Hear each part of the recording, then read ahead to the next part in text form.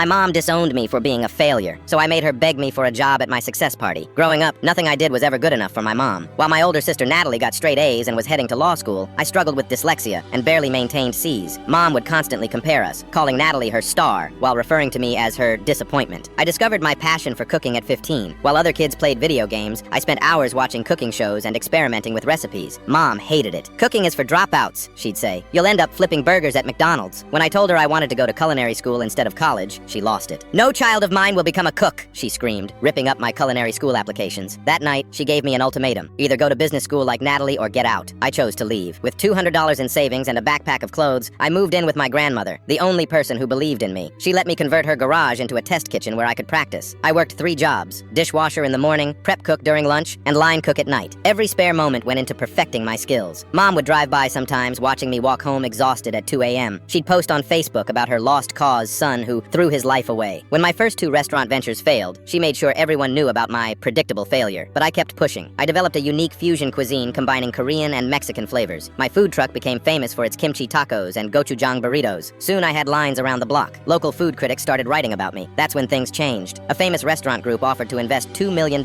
in my concept. Suddenly I was opening my own upscale restaurant. The same food magazines that my mom used to read started featuring my dishes on their covers. Within 3 years, I had 5 successful restaurants across the city. My net worth hit 8 figures. Natalie quit law to help manage my business. The final twist of the knife? Mom's real estate company went bankrupt during COVID. She lost everything: her house, her cars, her status. Last month, I threw a huge party celebrating the opening of my newest location. Everyone who was anyone in the restaurant business was there. Halfway through, my hostess said someone was insisting on seeing me, my mom. She looked different. Cheaper clothes, no designer bag. "I hear you're hiring managers," she said, trying to sound casual. "I have extensive business experience." I smiled, remembering all those times she called me worthless. "Actually, we are hiring," I said. "We need someone to wash dishes. Starting pay is $15 an hour. Are you interested?" The look on her face was priceless. She started rambling about her MBA and management experience. I cut her off. "Mom, remember when you said I'd end up flipping burgers? Well, now I own the whole restaurant, and the only position I'd trust you with is dishwasher. Take it or leave it." She took the job. Now she works in the back of my flagship restaurant, washing dishes for minimum wage. Every time I visit, I make sure to check on her, just like she used to check on me to point out my failures. The best part? I promoted our previous dishwasher to be her supervisor. He's a 23-year-old culinary student. Mom has to ask his permission to take bathroom breaks. Last week, she tried to give me management suggestions during her break. I just smiled and said, "Sorry, Mom, we don't take career advice from dishwashers." Then I went back to my office to plan the opening of my 6th restaurant.